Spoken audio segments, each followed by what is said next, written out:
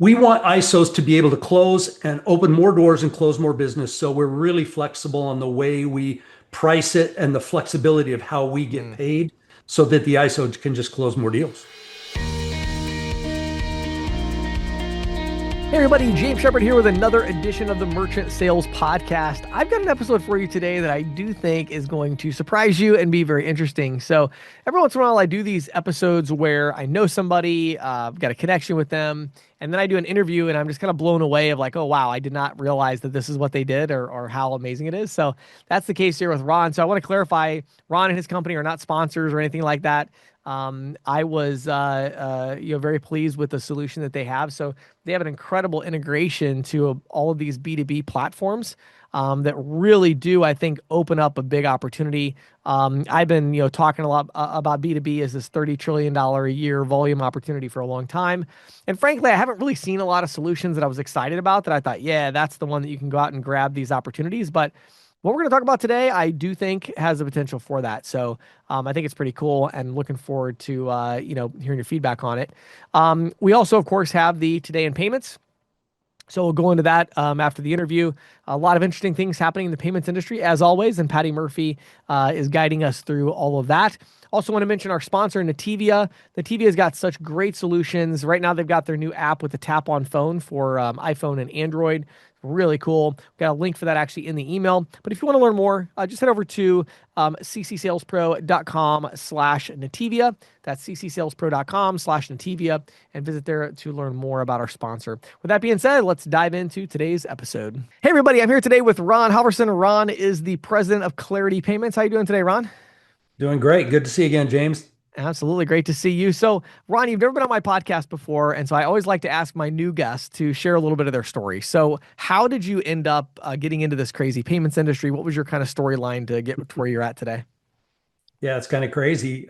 20 years ago, our company was founded in Texas by two rocket scientists. So it's a great story. Wow, that's Hey, crazy.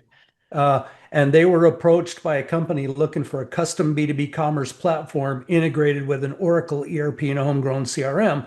So after the project, they found out there was this niche and this need out there for businesses that took on these, what they used to call impossible integrations, right? So Yeah. immediately our e-commerce products turned into marketplace, auction, HIPAA portals, medical. Matter of fact, 40% of our portfolio for the last 20 years is medical. So Oh, wow. Yeah. we've done in the 14 years, I was a client 17 years ago, met the team, worked with them for 2.5 years, and then I joined as one of the owners 14 and a half years ago. So been with these guys forever.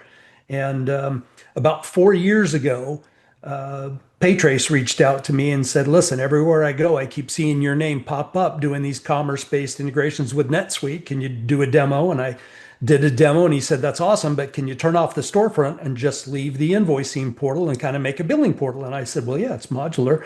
So we did a couple projects with them and they came back and said, you realize what you have there? And I said, no idea. He said, you have a payment hub. And I said, what the heck is that? And then he explained the need that ISOs have with all these integrations to be competitive. Sage is in bed with Paya, Epicor is in bed with WorldPay and EP Server, NetSuite, Freedom Pay. I mean, they all have one that they've Right. locked down, right? Right. But Right. then those ISOs trying to get into a NetSuite account can't. And so the merchants, NetSuite, Freedom Pay, they're paying 6, 7% effective rate. So they're overpaying, but they're stuck and nobody had an option. And that's really where we came in to be. Mm. So really our payments business, even though we've been around forever in commerce and doing payments with all these ERPs for 20 years, we've really just had Payment Hub for the last 4 years as an official product. Mm. So, all right. So help me understand that when you say that, I know there's a lot of questions ISOs are going to have, right? So Right. one of the big ones they're going to say is like, are you saying it's processor agnostic, or are you saying you Yeah. have an ISO program where they can use your payment rails? Like, well, how does that work? Yeah, great question. No, we are an ISV. We're a technology company. We've built this billing portal that has an agnostic integration to any ERP, accounting software, EMR, CRM, and an agnostic integration to any gateway processor combination. Got it. Okay. That's actually really cool. So, all right. So I know a lot of the ISOs now are like, salivating over this. So, yeah. So let's dig into that a bit more. So how does that work? What is the process usually like? Is this something that's pretty much like it's already pre-built? They just kind of Yep. plug and play, or is there some Yeah. customization involved? What is the sales process like for an ISO that wants to board a merchant like this? Yeah, great question. The real answer is all of the above, right? Because I don't know that I've met in the 15 years I've been here an enterprise account that has not customized their accounting process or customized their ERP. So, Sure. yes, we have an off the shelf. Yes, we could have it. We literally can. I did 3 videos last week. They were 7 minutes apiece, starting brand new from scratch, installation and fully integrated with. I did an Epicor P21, an Epicor E10, and an Epicor Eclipse. And it was off the shelf, ready to process, fully integrated, bidirectionally integrating information, invoices, and payments with less than 10 minutes. So we have it off the shelf for virtually the top 22 ERPs out there. However, after we get that off the shelf, and normally with some testing and some QA, and sometimes we do it in sandbox, it's a couple days, right? So within a Sure. couple days, they could be processing. And then usually what will happen is we'll sit down with their accounting team and start going into the UDFs, the user defined fields, the customizations, the custom workflows.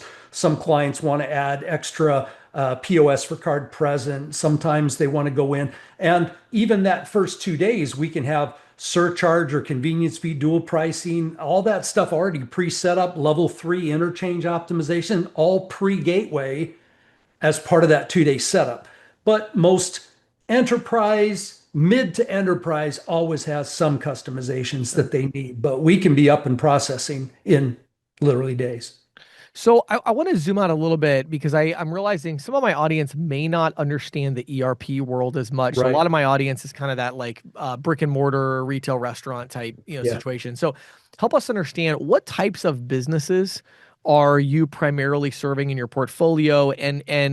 what is an ERP? Let's go with that as well, right? So give us a Absolutely. little more kind of market dynamics, if you would. Yeah. Well, to use one of your clients' names, then they might be using Toast in the restaurant. And Toast, for all intents and purposes, is the ERP, the enterprise resource planning software that the staff runs the business on the back end. So the ERP is all it is really what back office software runs the business. Mom and pop shops may just have QuickBooks. They call QuickBooks either accounting software or an ERP. Hmm. A business a little bit bigger might have Sage 100 when you start adding in a warehouse or inventory tracking or any of that kind of stuff. You start adding manufacturing, you're into Dynamics 365 or NetSuite, right? So all of the ERPs kind of have their sweet spots and have their industries, but virtually every company out there that needs something more than QuickBooks to run their business basically has an ERP, if you will. Hmm. And so we integrate with all the ERPs, but also all the accounting softwares, the CRMs, the EMRs. So we do doctor, uh, patient portals, we do billing portals for medical because they're running on an EMR, which is the ERP for medical, right? Yep. Yep.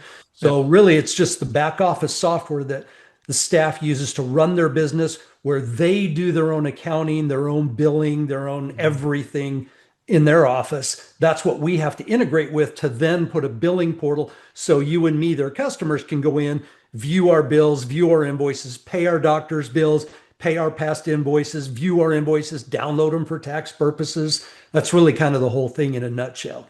Got it. And so let's talk about the economic model a bit. So like I would assume your average client is probably a bit larger in terms of, maybe you could talk about that. Like what is what is your Sure. ICP, I guess?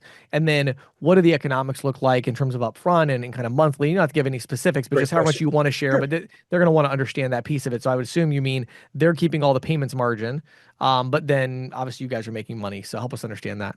Yeah, yeah, that's a great question. So, um, I'm trying to make it as easy as I can. Sometimes it's difficult. So the difference with Clarity is we started in the B2B space.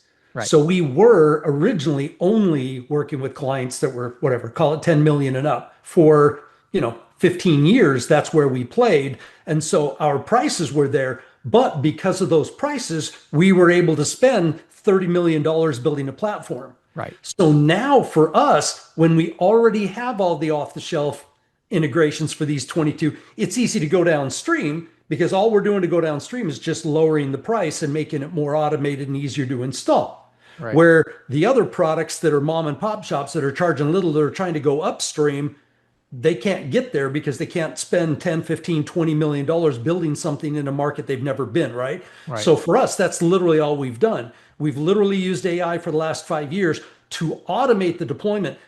Every project up till a year ago, when I would do one of these integrations, was 2 to 3 months. So you can imagine with a two to three Right. month project, there had to be an expense there. There had to Yeah. be an upfront cost, and then there had to be a license. Now that license could be paid for upfront, or it could be in a SaaS monthly, right? So Right. let's call it might be 5, 10 grand setup fee, and then 5.99 a month for a license is a SaaS model. Or if they want to pay the license, which is 15K, then it would be 25, 20 to 25, the whole thing in, we'd be done in 2 or 3 months. Well, now it's becoming so quickly that we can install this thing in minutes and days. And so that $5,000 to $10,000 setup fee is no longer there. It might be Right. an hour or two. So it might be like $500 setup fee, 5.99 a month.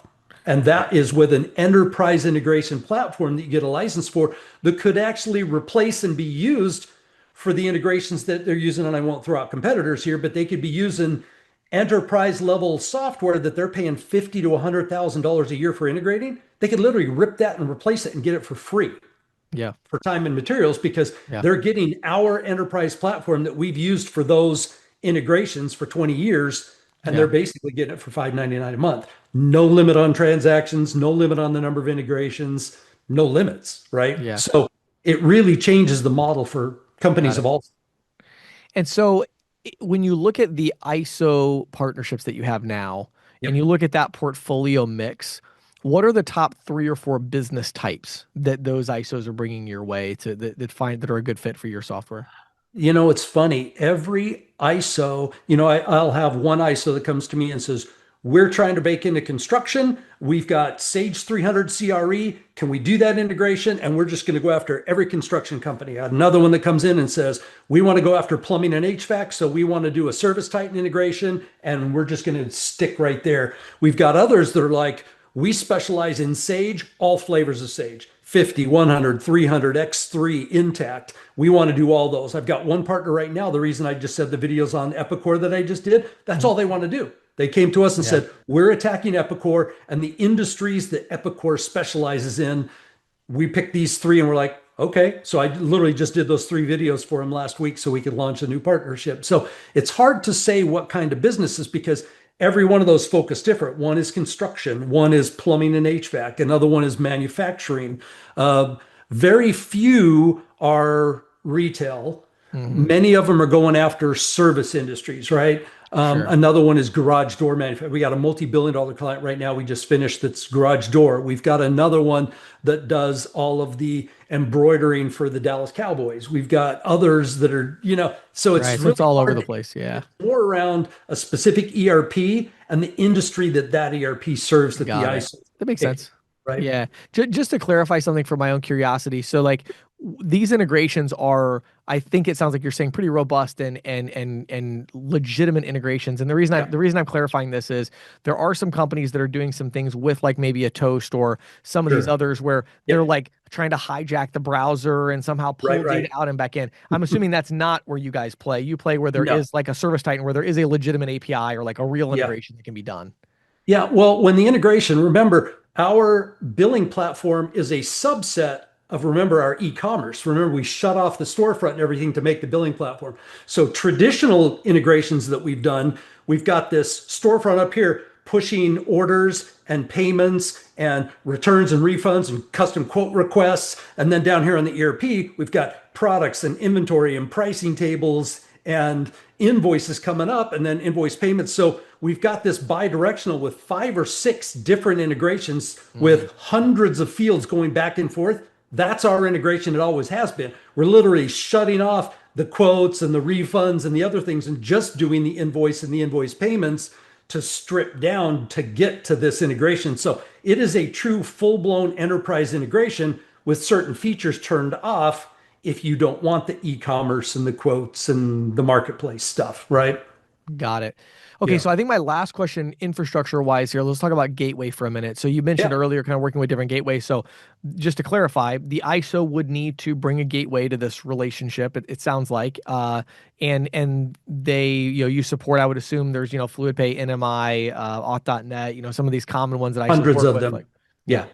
And Hundreds. so the idea is from the ISO's perspective, they're going to go sell a merchant account and they're going to Yep. set up that merchant with a gateway account. Then they're going Yep. to come to you and go, okay, I got a new account for you, and you're going to charge this merchant their setup fee plus their, whatever it is, $5.99 a month or whatever in licensing fee in order to do the integration that allows that larger, kind of merchant to continue using their Yep. ERP or EMR while doing the payments through this gateway connection. Did I say that right? Yes, in the wrong order, but yes, you said it correctly. Give me the right It order. never happens that way because they will never win that deal and sign a merchant Of course. because they don't have the integration. Right. That's how they come to clarity in the first place. They're like, I Yeah. lost 10 deals last month because I didn't have a Sage X3 integration and I can't break into that market. So Got it. when they walk into the door and start talking to them, they figure out that they're invoicing out of X3 and they're like, oh, I don't have a gateway or a payment option for X3. I got to compete with Paya. They go to Clarity. We go in together with the merchant or the ISO. We do a demo together and we sell the account together. And then they provide the mid and become the ISO of record. Right. We provide the integration. Now, back to your original question, you asked two questions ago. How does that get paid? We have multiple options. You can buy the car, lease to buy the car, finance the car, right? OpEx and CapEx. So the ISO can say, hey, customer, I'm saving you so much money on these fees. You have to pay Clarity for the integration and for the solution. So that's just handing it off and they have to pay for the car, which Right. they can buy the car or lease the car. We have both options, right? Or Okay. the ISO can say, hey, client, instead of 2 years, I'm going to sign you on a 3-year deal. I'm going to pay your setup fee. And then you're only paying $5.99 a month, but we're saving you $800 a month, 1,000, 3,000 a month. It just pays for itself out of the gate. So you have no upfront costs. And they're using that as an incentive to up their contracts. Or sometimes Right. they're saying, listen, we'll pay that setup fee and we'll kick you in 7 bips, 8 bips, 9 bips. Does that help lower the price? We'll do a calculation and go, yes, as a matter of fact, that drops it from $5.99 a month to $99 a month or $200 a month or whatever, right? Right. And because we're willing to bet on the customer and bet on the come as well. Yeah, of So course. we want ISOs to be able to close and open more doors and close more business. So we're really flexible on the way we price it and the flexibility of how we get Mm. paid so that the ISO can just close more deals. Yeah. Yeah, I love it. No, it's super interesting. Any other tips or things that you've noticed? You kind of mentioned with the ISOs, the ones who tend to focus on kind of like one, maybe ERP/vertical tend to be really successful. Any Yeah. other tips or things that you've noticed, whether it's from like the, finding business, prospecting side or whatever? What are some other thoughts you'd share with the ISOs that are like, because again, a lot of the ISOs that hear this, they're like, well, this is what I want. I've been wanting to go after B2B. I've Yeah. been wanting to go after manufacturing or Yep. medical, and I haven't been able to break into those. And so they've kind of like Right. given up on those verticals, right? Yeah. And so they want to go after them, but now it's like, oh wow, wait a minute. So now I could do this, but this is like a whole Yeah. new thing. What do I Yep. do? So give them some tips if you would on that. Sure. Yeah, it's really about two things. It's the pain point you're going to solve and the ROI you're going to deliver, right? And that really it comes down to Yep. that. So when you start thinking about pain points, it's like, what is their pain point? Are they overpaying on an effective rate because they're stuck on Paya? Sorry, Paya, I'm just had to pick on a name, right? That's a Not good one to picking pick on on. them, You're love fine. Paya, we're a Paya partner, but just had to pick on somebody, right? Sure. So is it a problem because of the ERP and the limitations of options they have on the ERP? So they're paying too much. That's a big one. But what I try to tell ISOs is don't race to the bottom. Every ISO I see is they're like, well, the competitor's at 19 bips, so I got to come in below. Everybody's racing to the bottom to make Yeah. no money. Why don't you find out what the real problem is? I have another client that he went out for 9 months trying to close a deal. Matter of fact, it was the one with the Dallas Cowboys we were just talking about. He came back and had me do a demo. I asked the CEO of the company we were pitching, I said, have you ever thought about getting rid of all your fees altogether and just charging a surcharge and making it a convenience fee that your customers either pay you ACH and give you cash, or if they want to pay by card, they have to pay the 3%. And he goes, you know what? I want to do that. So now we turned that on. Well, guess what? All of his business is B2B. So then we turned on level 3 interchange. Yeah. We got back those extra 85 bips. We didn't have to give any discount whatsoever. This ISO now is making 150 bips. And they said, what would the price be if I kicked in Clarity 25 of those bips? I said, free. So client has no out-of-pocket expense. Merchant has no out-of-pocket expense. ISO has no out-of-pocket expense. They're making 125 instead of 17 bips. Clarity's making 25 bips. The only person paying is the person that if they want to use a card versus paying ACH or paying cash. That's Yeah. literally the only person that has to pay the convenience fee, and everybody else gets paid Yeah. and saving money, right? Yeah. So the tip is figure out how and where the money is. Is the money in you?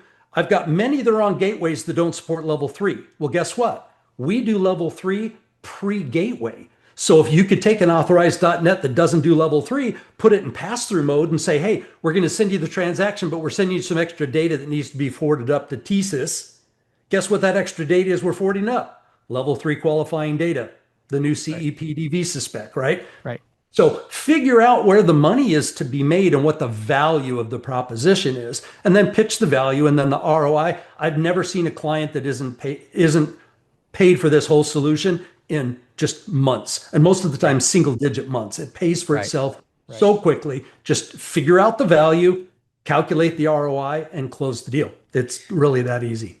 Yeah, the other thing that makes me think of, Ron, is like from a pain point perspective, like there's so much that has to do with like the way people are handling their accounting and reconciliation. Right. A lot of times the pain point is like operationally, like they're paying a Good person point. $60,000 a year to Yeah. do something that's ridiculous. And that Yeah. person could be using their time doing something else with a very simple automation. And when I talk to these larger clients, especially B2B, almost always when you dig in and you're like, okay, so how do you actually give me beginning to end of a payment? How does this happen? Somewhere in that process, I'm like, wait, hold on a second. So you mean you have a person who does this? And they're like, Yeah. yes. And I'm like, okay, how about they never have to do that again? How would that work? And they're like, oh Well, my word, I could have them do this and this and this. yeah. Yeah, we've tracked it for the last 4 years, and on average, and I kind of missed that one. That's a big point. I'm glad you brought that up. Our clients that use our solution, their DSO usually drops between 8 and 15 days, and their speed to payment is usually 43% faster. When we know time is money, tell your merchants to stop being banks, stop loading your money to your merchants and get paid faster. Yeah. There's your money, right? And that might be Yeah. the value. So, like you said, it might be completely operational, and Right. that is a big one too. Yeah, I like that. Actually, I think we've actually kind of identified three interesting pain points, which are probably going to vary on the different vertical, the different ERP. But it's you have like the cost of acceptance. So you could do Yep. again, it's a convenience fee or surcharge depending on the model or dual pricing, whatever. And then you have your operational component, which is Yeah. more of that like that friction or whatever. And then you also have your cost of capital. And so you're Yeah. like from a purely financial perspective, you're holding this float. Do you Yeah. realize that we could help you to have less time to payment? Maybe let's push card in a way that makes sense for you so that you could push people to card and say, hey, go this direction. And then we'll give you, your credit card company will give you whatever terms you want. You can get net 30, that's fine, but get it from them, not me. So Yeah. yeah, super interesting. I love it. So, all right, awesome. So, Ron, I have a feeling that many people in my audience are going to want to reach out to you about this. So, Sure. where would you send them if they want to learn more and contact you to inquire about working with you guys? Yeah. You can go to either clarity-ventures.com. That's the parent company. Or if you want to go straight to Payment Hub, you can go to getpaymenthub.com. Awesome. So getpaymenthub.com. And what was the other one you said? Clarity-ventures.com. Clarity-ventures.com. Awesome. Ron, thank you so much for your time today. Appreciate you jumping in and sharing your insights. I know my audience is going to love this one and be reaching out to you. So thank you. Thanks for having me, James. Hey, James, we talked a few months ago about European countries wanting to displace Visa and MasterCard.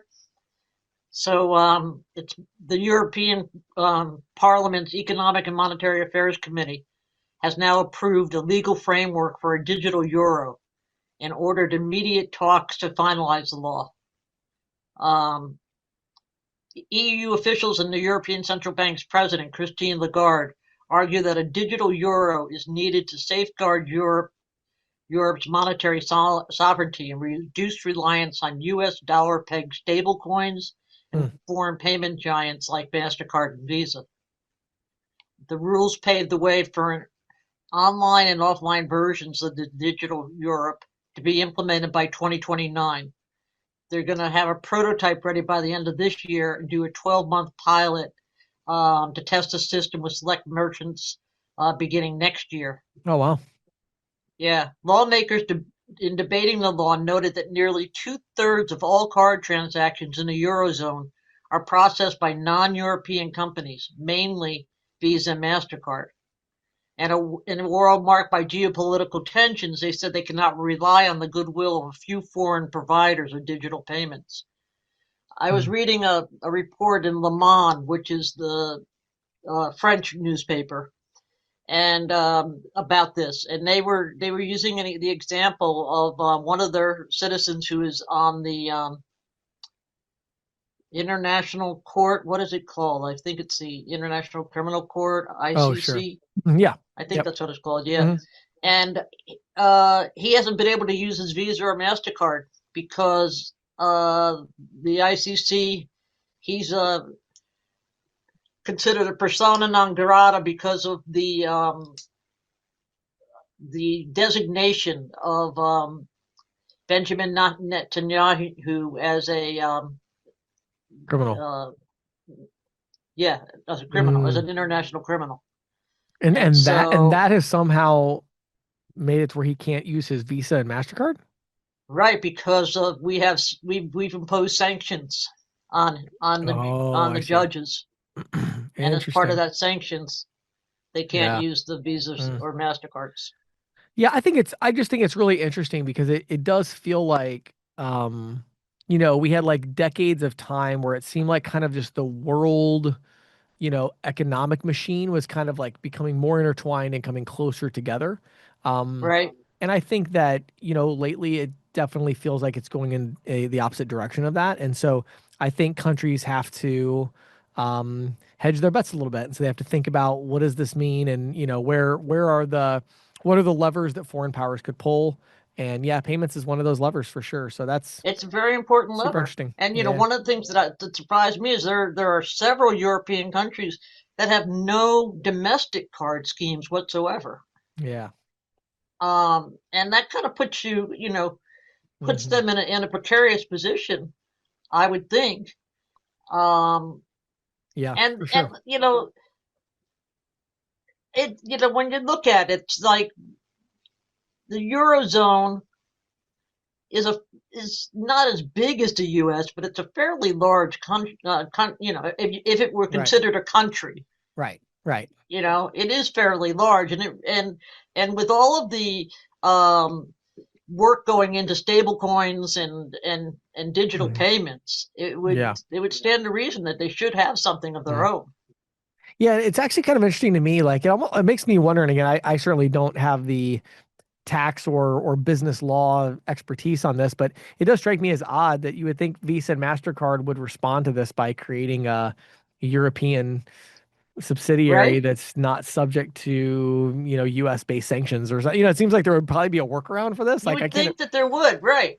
because they have Visa, Middle East and Africa. They have, have these, right. Yeah, you wouldn't think that this would be like, I'm sure that Visa and MasterCard are not going to stand idly by while the Eurozone creates their own competing form of digital exchange. I would imagine that they're going to do something about that to assure the Eurozone that, yes, they will be able to count on Visa and MasterCard rails for payments, And I agree with you. And I think that, I don't think that the European Commission is doing this, to prod Visa and MasterCard. But I think if Visa and MasterCard were to lessen their, somehow address this, they would not be averse to it.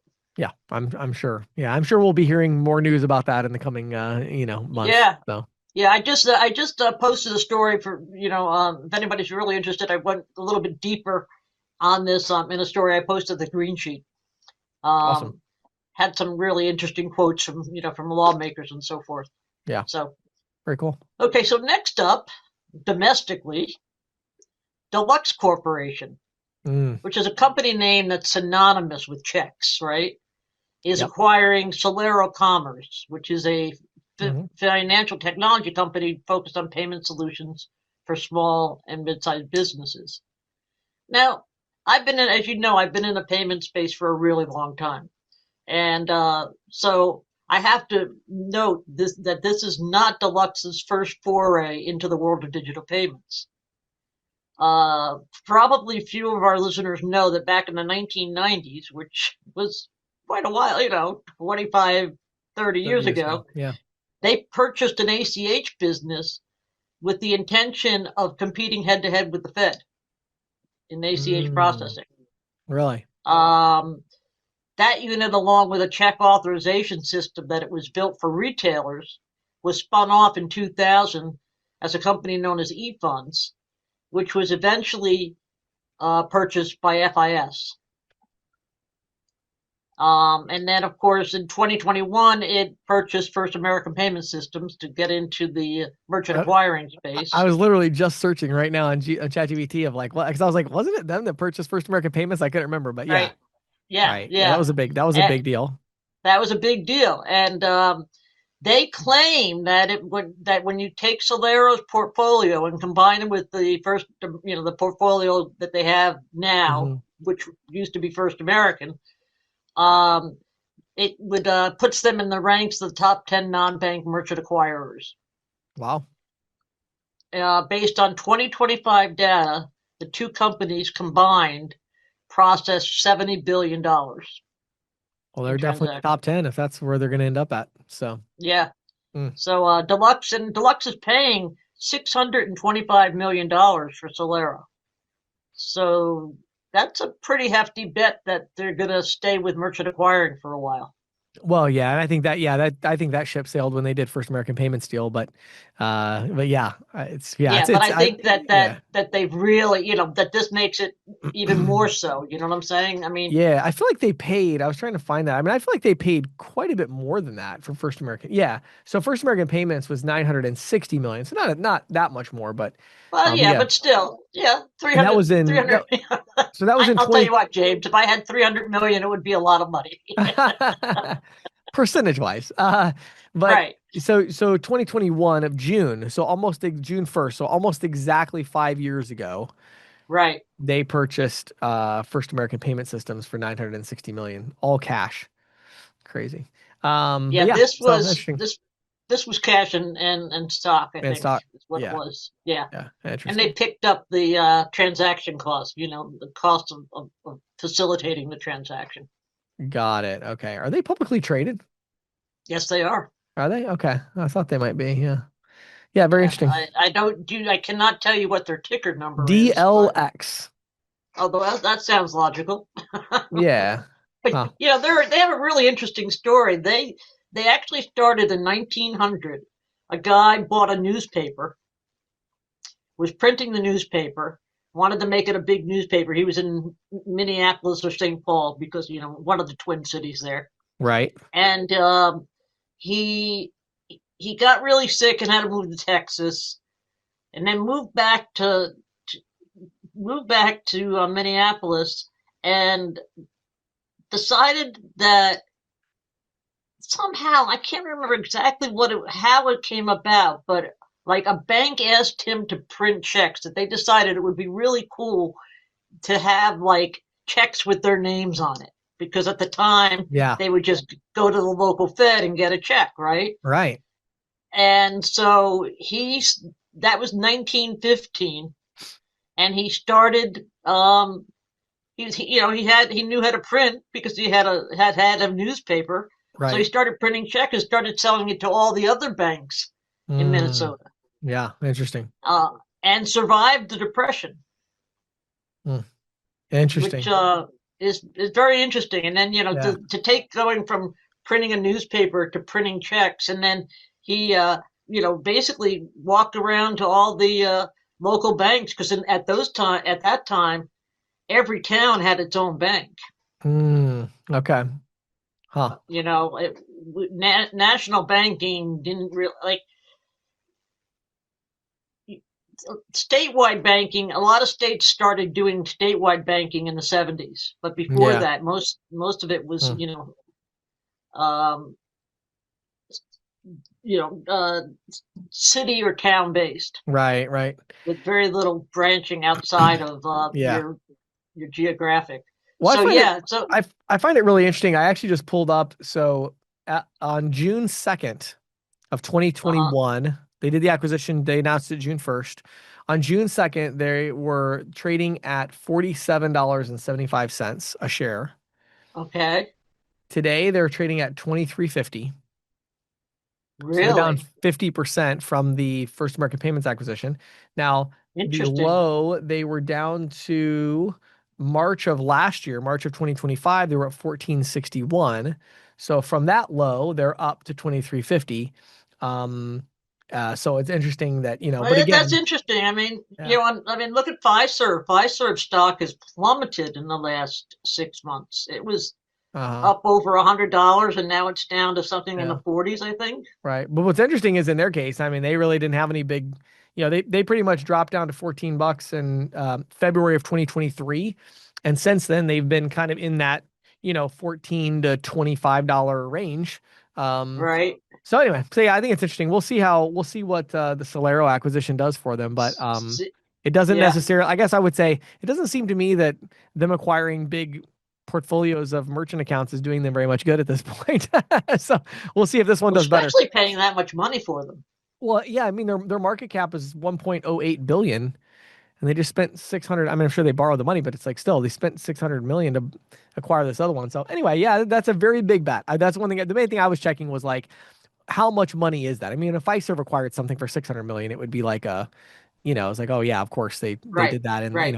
but I mean, this is like, I mean, they're only worth $1 billion total, so 600 million acquisition is a really really big bet. So Really big bet. Yeah, especially after they it'll made be a really interesting to see. especially after they made a $960 million bet that apparently did not pay off. So So 5 years that ago. means So basically they got a billion and a half bet on merchant yeah, acquiring. yep, Yeah, yep. So yeah, we'll see how it goes. So keep us posted on that one for sure. So sure will, James. hmm. So next up, Zelle is going to India, and it's taking a stable coin along for the ride. Oh wow, Uh, as we know, Zelle is a peer-to-peer payment network. Early warning services, the bank-owned fintech that operates Zelle, said India is the first of many countries it hopes to expand into. hmm. Now, India already has a popular P2P payment network called UPI, but the market, is probably it seems big enough for two, and certainly Yeah, Zelle hopes so. India has a population of 1.5 billion people, and fewer than 500 million currently use UPI. okay. Okay, India also is the world's largest recipient of remittances, making it a quote natural starting point for American consumers who regularly send money there. Making Right, Zelle right. The current Zelle users would be able to send money to Zelle users to in India. to their family. Yeah, Yeah. right. The company also made clear its intention to expand into other countries. And to do that, it says it needs a stable coin because, having a stable coin will meet consumer demand for fast, reliable, secure digital payments that can be exchanged across borders near instantaneously. And as we know, stable coins can achieve that by eliminating the need to funnel transactions through multiple correspondent banks. Yeah. I thought that was, I personally thought the stable coin was news enough, but going to India and having other countries, you know, on the horizon, Yeah, that's awesome. um, Yeah, that's pretty big news, I think. I agree. And then finally, I think our last story of the day, yes, finally, uh, North Carolina has legislation pending that would cap credit card surcharges at 2%.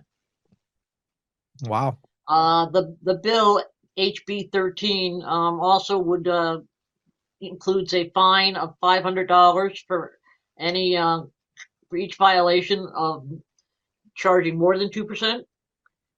Not surprisingly, business groups are adamantly opposed and have written a letter to state lawmakers urging them to reject the bill.